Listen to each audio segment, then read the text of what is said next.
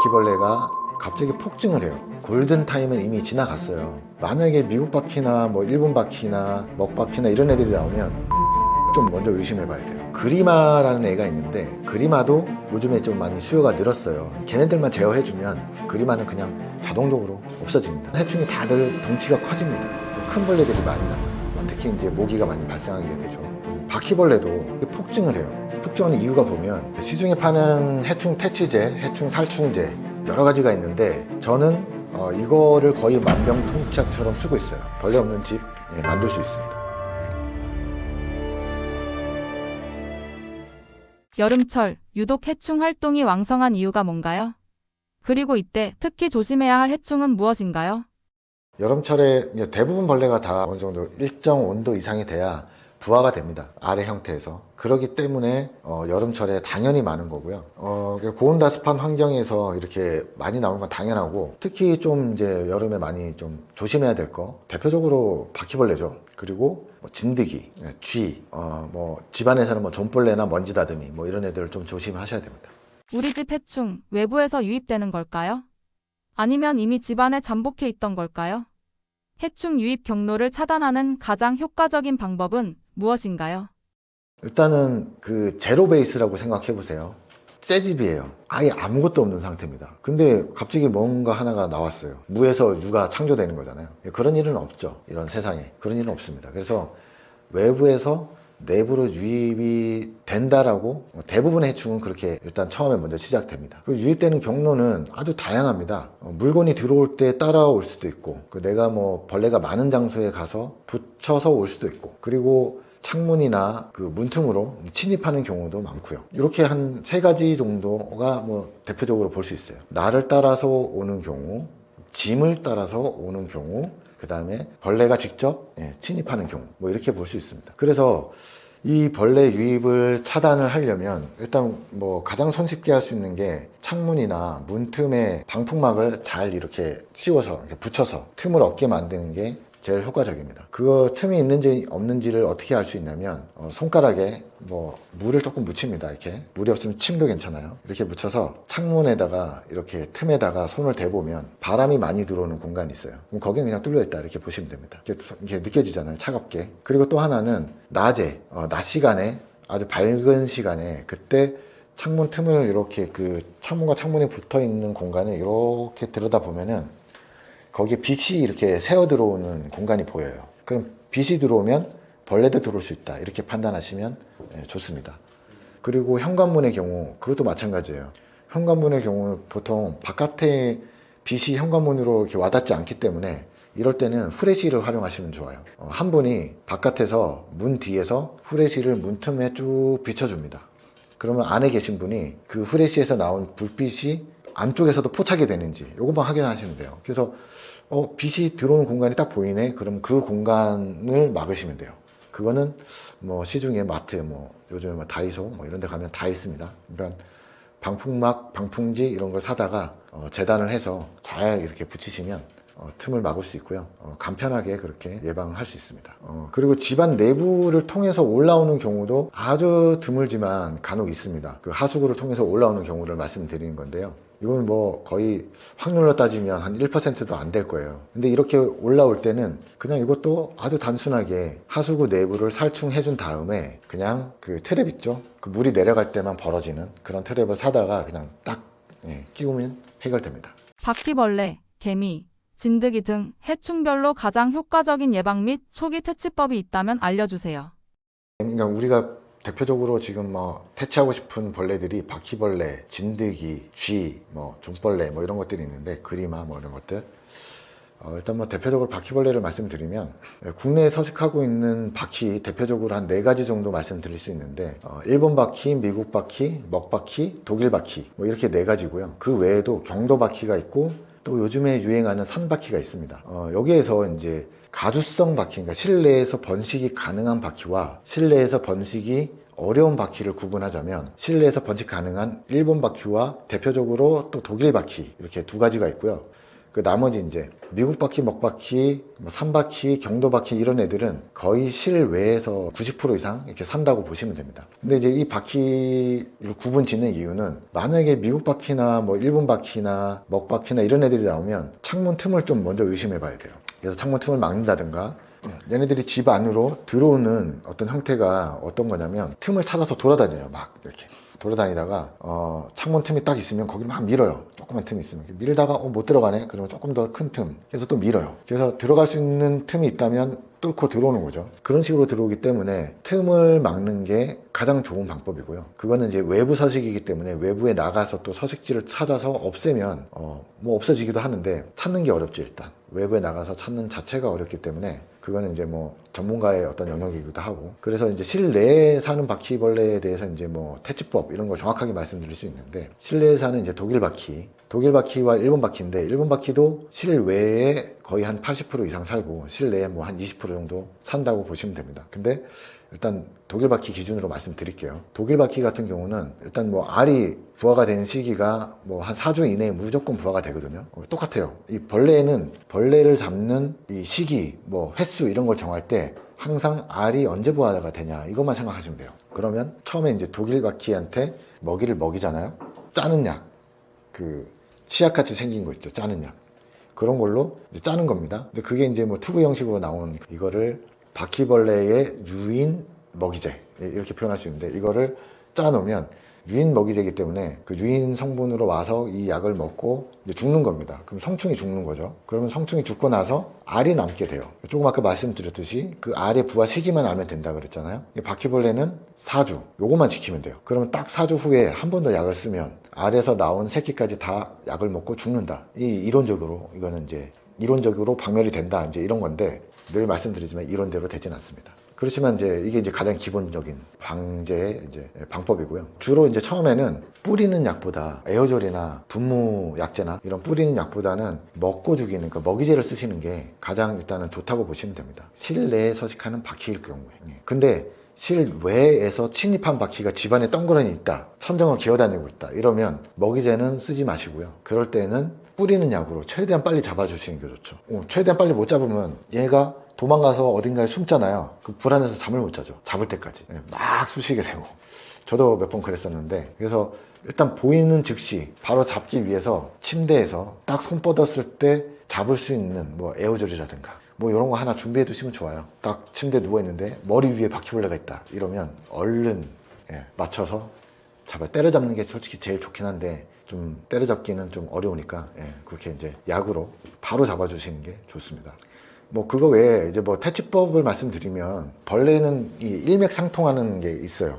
그러니까 물, 먹이, 온도, 틈, 요 네 가지 조건이거든요. 날파리 같은 경우는 이제 물, 온도, 먹이 뭐 요거거든요. 근데 보통 이제 기어다니는 해충들은 물, 먹이, 온도, 틈이에요. 네 가지만 기억하시면 됩니다. 물, 먹이, 온도, 틈 중에 우리가 할 수 있는 것만 한번 해보는 겁니다. 온도, 물, 이거는 우리가 제어가 안 돼요. 우리가 살아야 되니까, 사람이 살아야 되니까. 우리가 제어할 수 있는 거, 틈을 없애고 그 다음에 먹이를 없애는 겁니다. 그 정도만 해주셔도 파리가 생기는 거, 그리고 바퀴벌레가 번식하는 거, 이런 걸 좀 막을 수 있어요. 외부에서 들어오는 거 이거 막을 수 없는 경우가 생기거든요. 어쩔 수 없이 들어오게 돼 있어요. 뭐 파리 막을 수 없잖아요. 여러 가지 막을 수 없는 벌레들이 들어오긴 들어오는데, 이것들이 내부에서 번식하지 못하게 내가 할 수 있는 거, 틈을 막고 먹이를 주지 않는 거, 그렇게 하시면 대부분의 벌레는 다 제어가 가능합니다. 여기에서 이제 하나 더 탁 붙여서 살충을 하시는 거죠. 그 살충제 말씀드린 두 가지가 있다고 그랬죠. 뿌리는 약제, 그 다음에 그 먹이는 약제. 바퀴벌레는 일단 먹이는 약제가 가장 좋고, 그 기타 다른 벌레들은 먹이는 약제보다는 뿌려서 즉시 해결하는 게 훨씬 더 도움이 됩니다. 시중에 파는 해충 퇴치제 중 정말 효과가 있거나 오히려 주의해야 할 제품이 있다면 추천 또는 조언 부탁드립니다. 여러 가지 약제가 시중에 지금 나와 있지만 정확하게 사용할 수 있는 방법 이런 거는 좀 나와 있지 않거든요. 그래서 일단 살충제라면 무조건 조심해서 안전하게 사람한테 피해가 없게 사용해야 된다라는 걸 전제 조건으로 깔고 사용해야 되고요. 그러기 위해서 상황마다 써야 되는 약재가 따로 있습니다. 집안에 바퀴벌레가 생겼을 때는 일단 먹이제 위주로 쓰는 건 이제 말씀드렸고, 그 다음에 이제 뿌리는 약재를 써야 되는 외부에서 들어온 해충이 있을 때, 이것들이 한 번 들어왔다면 그냥 뭐 어느 약재를 뿌려도 상관은 없어요. 그 살충제 잘 죽는 것만 뿌리면 돼요. 특히 살충제를 어떻게 구분해야 되냐면, 빨갛거나 까맣거나 이러면은 대부분 다 큰 벌레 잡는 용도로 쓰는 살충제라고 보시면 돼요. 살충제 표면에 빨간 색깔이 많이 들어가 있거나 까만 색깔이 많이 들어가 있다, 이러면 그거는 큰 벌레 잡는 용도다, 이렇게 생각하시면 되고, 파란 색깔, 뭐 주황 색깔, 좀 약간 옅은 색깔, 뭐 분홍 색깔, 뭐 이런 게 들어가 있으면 그거는 모기 파리 위주의 작은 벌레를 잡는 살충제다, 이렇게 생각하시면 됩니다. 근데 이제 기본적으로 우리 가정집에서 벌레를 없애기 위해서는 센 게 좋죠. 아무래도 약한 것보다는. 그렇지만 모기 파리 잡는 용도로 쓸 때 센 걸 뿌리면은 막 이렇게 뿌려야 되는데, 그럼 또 사람한테 안 좋기 때문에 모기 파리 잡는 용도로 쓰실 때만 공중분사 하시고 나가 계시면 돼요, 그냥. 근데 바퀴벌레나 아니면 좀 큰 벌레가 들어왔다, 그리고 좀 까다로운 존벌레나 뭐 먼지다듬이 이런 애들이 살고 있다, 이러면 센 약을 쓰시는 게 좋습니다. 센 약 중에 희석제가 있고요, 희석유제, 그러니까 원액, 그리고 또 희석, 그 원액을 희석해서 나온 그 희석제가 있습니다. 그거는 이제 분무기에 담아서 나오죠. 이렇게 칙칙 뿌릴 수 있게. 뭐 울트라 델타, 뭐 세븐가이드, 뭐 지가드, 뭐 이런 여러 가지 뭐 약재들이 있는데, 그런 약재 대표적으로 이제 비오킬 뭐 이런 것도 있죠. 천연 약재로 나온 거. 그런 것들을 보면 다 물과 희석한 그런 약재들이고요.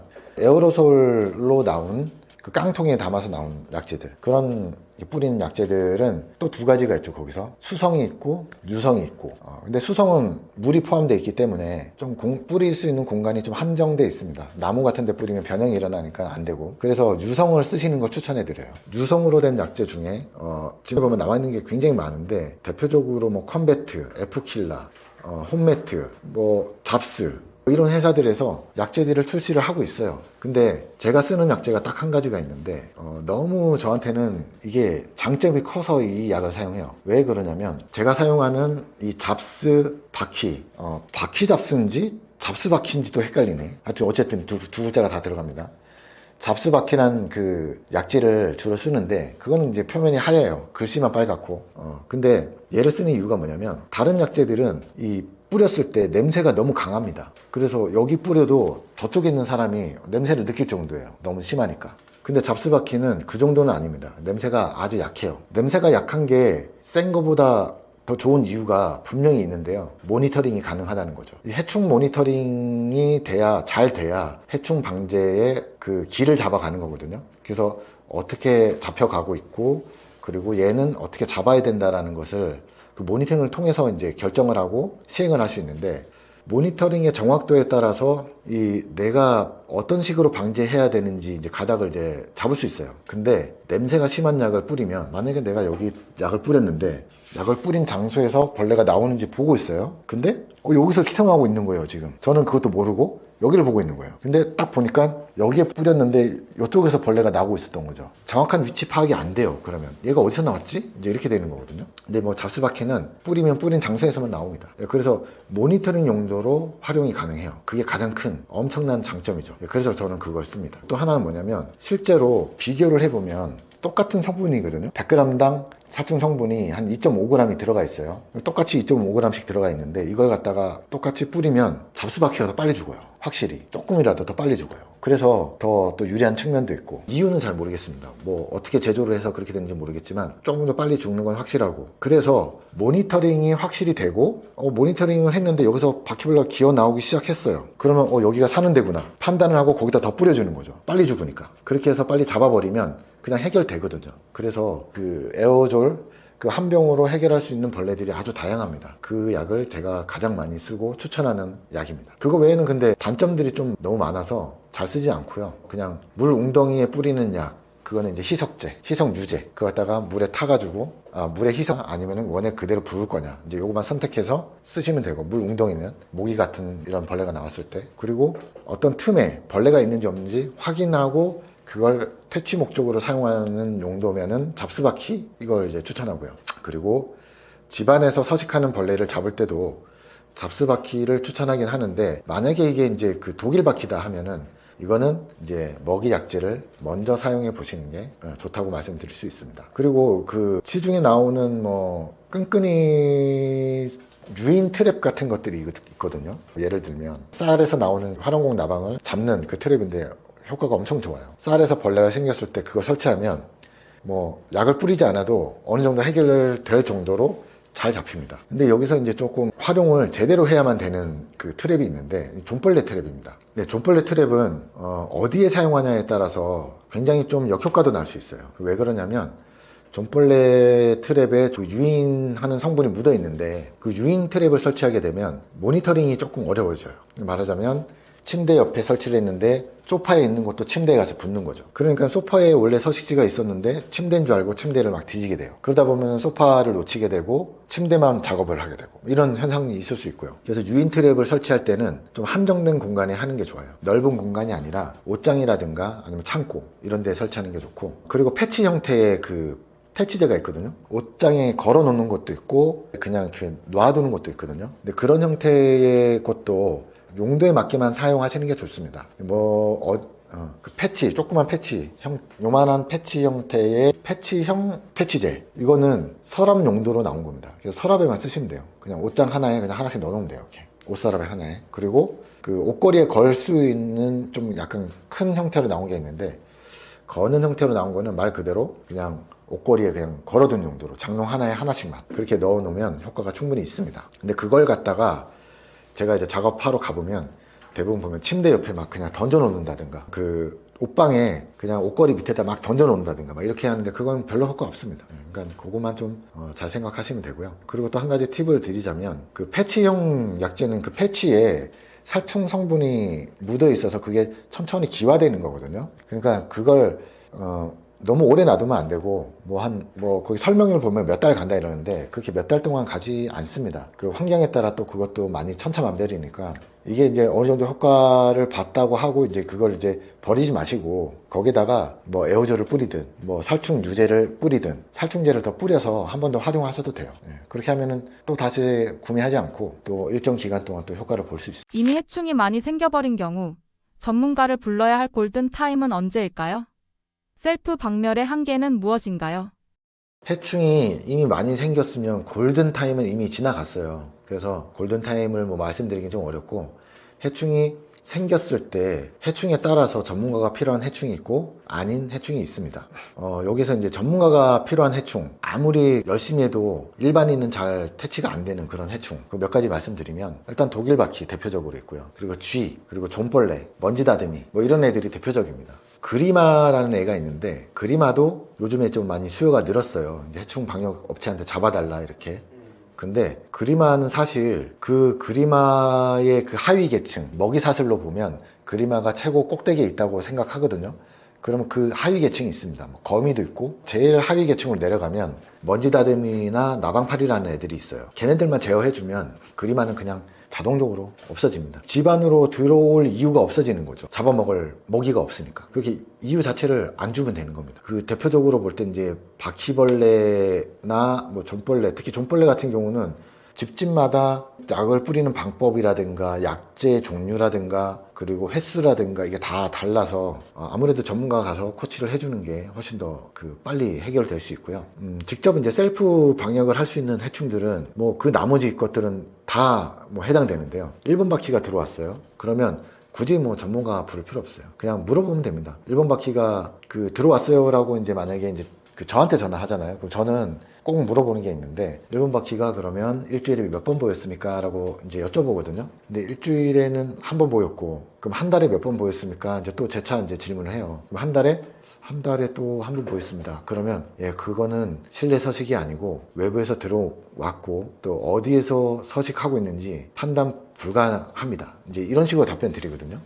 그런데 외부 바로 인근에 살고 있다라고 판단할 수 있는 또 기준이 있어요. 그런 기준은 이제 벌레가 그러니까 일주일에 한 번 정도씩 보였냐 이제 이런 거거든요. 특히 일본 바퀴 문제에 대해서 많이 이제 얘기를 하는데, 일본 바퀴에 대해서 물어보면 한 달 안에 그러니까 일주일에 한 번씩 횟수입니다. 횟수, 마리수가 아니라 횟수로 한 번씩 해서 한 달이면 4번 정도 보였냐 이랬을 때 보였다 이러면 집 안에 살 확률보다 바로 그 외곽, 집 외부 가까운 곳에 살 확률이 높아요. 그러면은 이 부분도 전문가의 도움을 좀 받는 게 좋겠죠. 그러면 전문가 와서 하는 게 실내에 있는 거 당연히 잡고요. 그 다음에 실외에 나아가서 또 서식지 발견해서 그걸 또 없애고, 그러면 뭐 지금까지 들어왔던 해충의 한 90% 이상은 이제 좋아지는 거죠. 저희가 해충을 잡는 데 있어서 이거를 퍼센테이지로밖에 표현할 수 없거든요. 100% 박멸됐다 이렇게 표현하는 거는 극히 드물고요. 대부분 보면은 박멸 확률이 좀 높다 낮다 아니 몇 퍼센트다 이렇게 말씀드릴 수 있는데,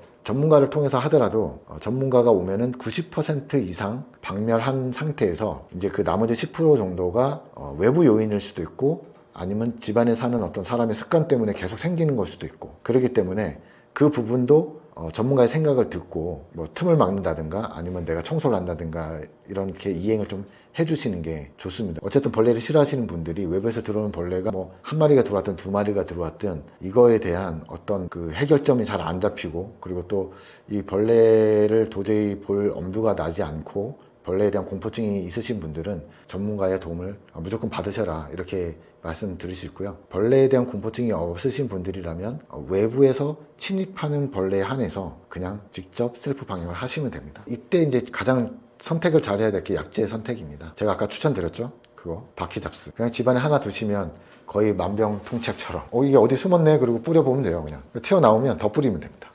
네, 그렇게 사용할 수 있습니다. 다가오는 가을, 겨울 등 계절별로 해충 관리에 특별히 신경 써야 할 부분이 있을까요?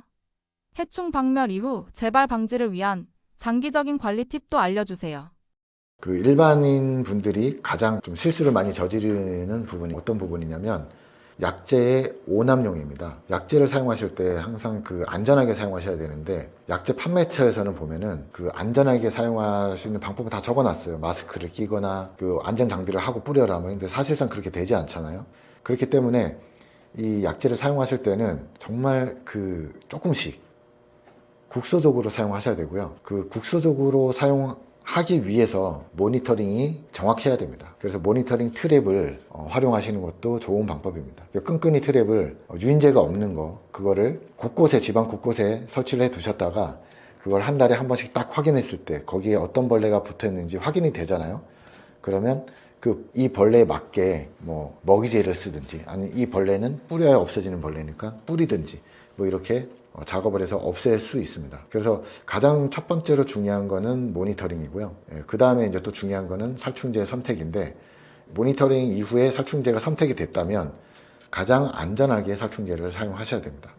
그 모니터링이 중요한 이유가 아까 말씀드렸듯이 어떤 부분에서 뭐가 나오냐 이걸 판단하기 위해서잖아요. 그러면 이제 그 부분만 살충하시면 돼요. 그걸 이제 국소적으로 살충한다. 그러니까 그 부분만 살충한다. 이제 이렇게 표현할 수 있는데, 그렇게 살충제를 사용하셔야 됩니다.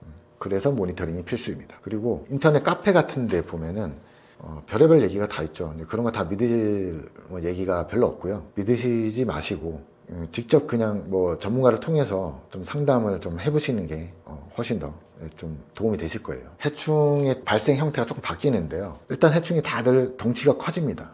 가을에는 좀 큰 벌레들이 많이 나와요. 뭐 딱정벌레라든가 풍뎅이 이런 것들도 큰 게 많이 나오고, 그리고 가을에는 특히 이제 모기가 많이 발생하게 되죠. 그래서 틈새 관리라든가 이런 거 더 유념해야 되고요.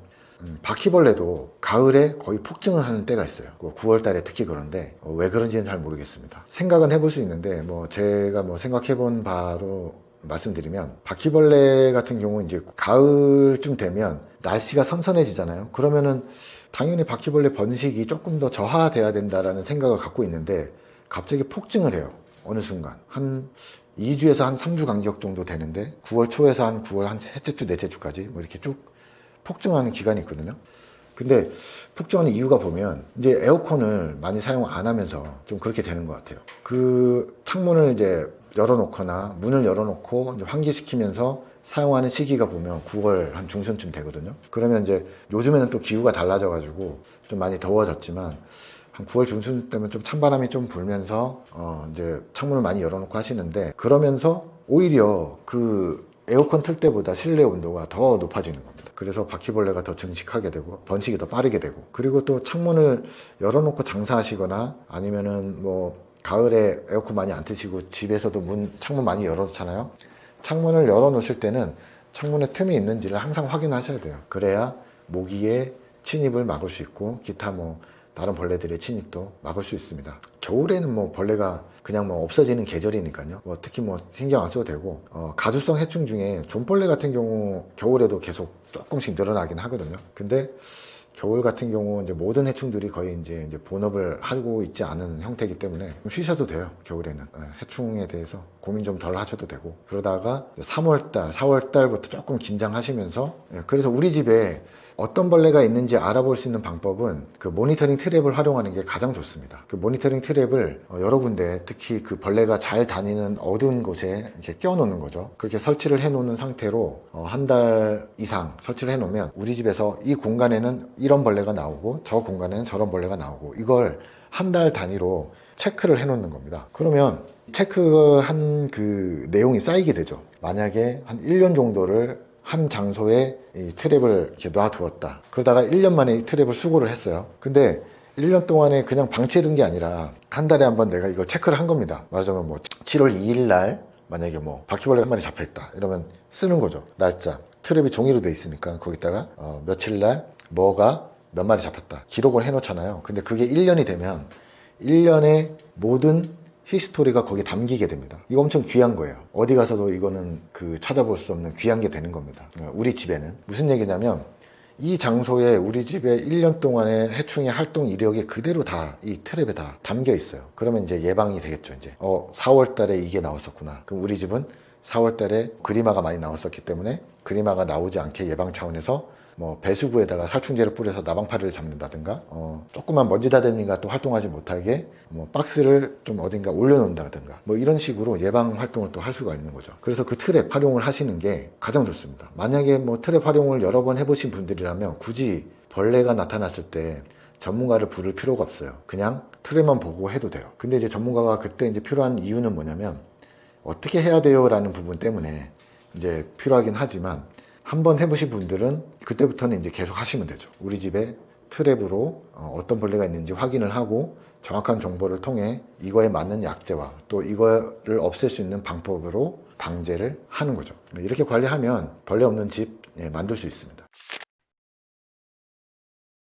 요즘에 저같이 이렇게 해충 방제를 하고 있는 사람들에게 사명감을 이렇게 주는 사례들이 있어요. 이게 뭐냐면 고객들이 벌레를 무서워합니다. 그냥 무서워하는 게 아니라 엄청 무서워합니다. 그래서 벌레 공포증이라는 표현을 하는데, 거미증후군 뭐 이런 것처럼 벌레 한 마리만 보면 꼼짝도 못하고 아무것도 못하고 벌벌 떠는 이런 분들이 요즘에 엄청 많아졌어요. 환경이 바뀌기도 하고 문명이 더 발달되기도 했기 때문에 그건 이제 어쩔 수 없는, 앞으로 더 많아질 건데, 제가 생각하는 이 해충 방역은 고객님 집에 있는 벌레를 잡는 것도 해충 방역이지만 고객님 머릿속에 계속 떠다니는 그 해충도 좀 잡고 싶다, 이런 생각이 듭니다. 그래서 요즘에는 계속 그 상담을 통해서 이 마음의 안정을 좀 찾아드리고 벌레 공포증을 조금 이겨낼 수 있도록 제가 좀 유도도 해드리고 그렇게 지금 진행하고 있습니다. 저는 진짜로 해충을 천직으로 생각하고 있고요. 해충 방제를 너무 재밌습니다. 재밌게 이렇게 일을 하고 있으니 혹시라도 해충 방역을 배우고자 하시는 분들 언제든지 연락 주시고요.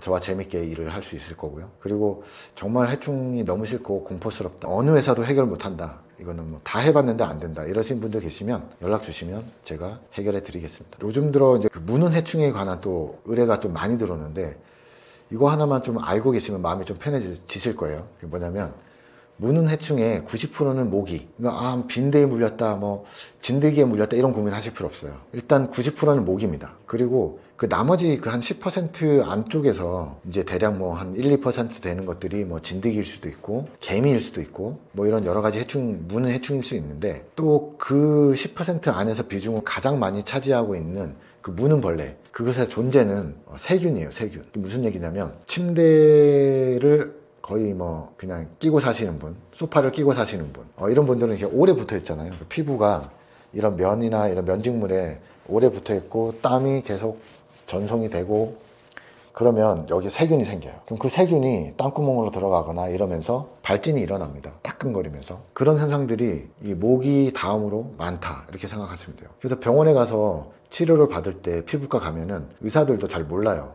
이게 뭐에 물린 거예요? 물어봤을 때 이거 뭐 같은데 뭔지는 모르겠습니다. 거의 99% 그렇게 얘기할 겁니다. 그리고 나서 어쨌든 물렸기 때문에 이거에 대한 그 항히스타민이라든가 뭐 이런 그 처방을 좀 해줍니다. 그걸 바르기도 하고 먹기도 하고 뭐 이렇게 해서 처방을 받아서 하시는 게 더 빠르고 좋긴 하지만 뭐에 물렸는지 알고 싶잖아요. 근데 가끔 이런 경우 있어요. 뭐에 물린 것 같아서 갔는데 의사도 하는 얘기가 벌레에 물린 게 맞다라고 얘기할 때가 있어요. 그때는 세균성 발진이나 벌레에 물린 발진이나 구분하기 힘들거든요. 사실상 아무리 그 오래 하신 의사분이라 하더라도 구분하기가 어려워요. 그런데 이걸 이제 몇 가지 테스트 없이 그냥 벌레 물린 거다라고 단정 지어버리면 그걸 들은 고객들은 정말 이제는 정신과 가야 됩니다. 계속 파고들어요. 그 벌레에 대해서. 그래서 그런 분들이 좀 요즘 특히 또 많아졌고, 그래서 그런 분들한테 좀 안심하시라고 제가 말씀드리는 게 대부분 그렇습니다. 모기 아니면 세균성 질환. 진짜 무는벌레가 나타났다. 이건 진짜 큰 문제긴 합니다. 근데 그것도 뭐 해결 방법들이 다 있으니까요. 주저하지 마시고 그런 일들이 있으면 저희 그 해충 방제 백과사전 채널에 들어오셔서 댓글로 문의 남겨주시면 언제든지 답변 드리겠습니다.